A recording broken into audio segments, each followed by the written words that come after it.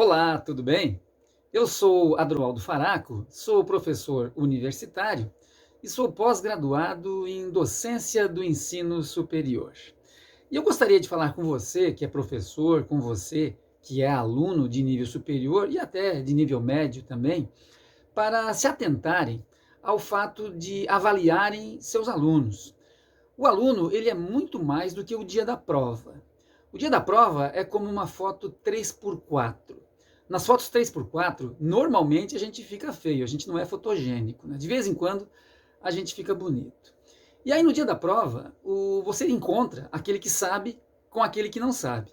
Só que aquele que sabe, ele preparou o gabarito e ele tem o gabarito nas mãos, enquanto aquele outro que não sabe, teoricamente, que se esforçou o semestre inteiro, que participou das aulas, que contribuiu, que fez trocas, que interagiu com a classe, que não faltou em nenhuma aula, ou seja, que demonstrou ser um aluno interessado, vai que na foto 3x4, ou seja, vai que na prova ele se sai mal e aí ele acaba reprovando e joga-se aí então um semestre inteiro por água abaixo. Porque se uma única disciplina for reprovada, o aluno terá que ficar na instituição por mais 6 meses.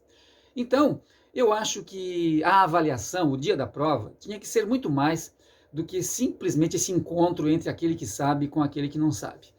Primeiro, o aluno ele deve ser avaliado processualmente. Na medida em que ele colocou os pés na instituição, ele tem que começar a ser avaliado.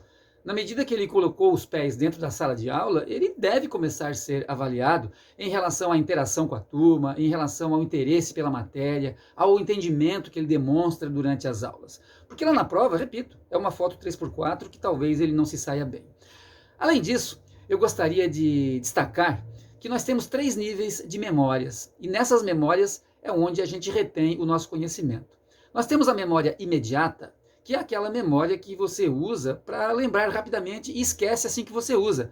Por exemplo, você se concentra e lembra o número de um telefone.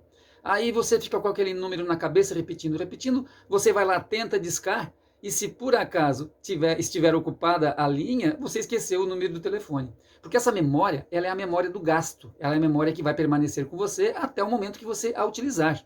Então, quando o aluno fica um final de semana, um feriado inteirinho estudando, decorando para uma prova, ele faz a prova e usou aquilo que está retido na sua memória imediata, e aí ele esquece. Tanto é que você não lembra mais de algumas questões de prova que você aplicou, que você foi submetido, porque estava na memória imediata e usou, acabou.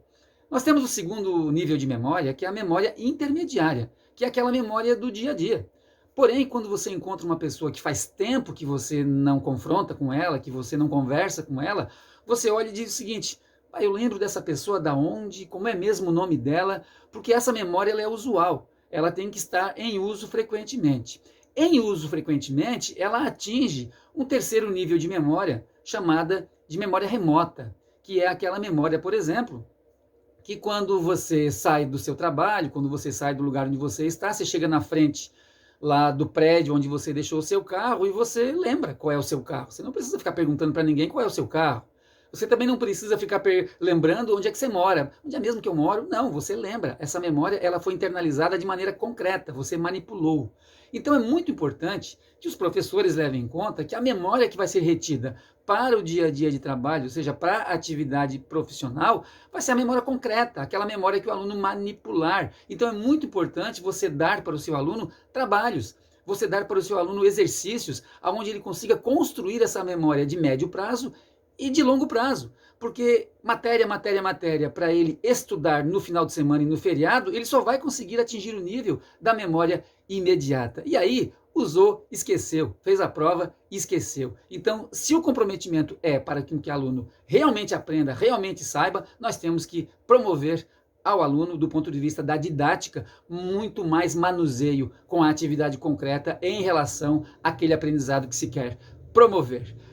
Eu espero ter contribuído com você e que você, se tem esse hábito de aplicação de provas, que você modifique. Dê provas. O MEC exige que você dê pelo menos 2 provas, né? Pelo menos a nível superior. Mas só provas não adianta, você tem que dar mais trabalhos. O seu aluno ele tem que ter acesso a notas. Ele não pode ser reduzido somente ao dia da prova, que é esse dia onde se confrontam, né? Aquele que sabe com aquele que não sabe, só que aquele que sabe tem um gabarito na mão e aí fica mais fácil.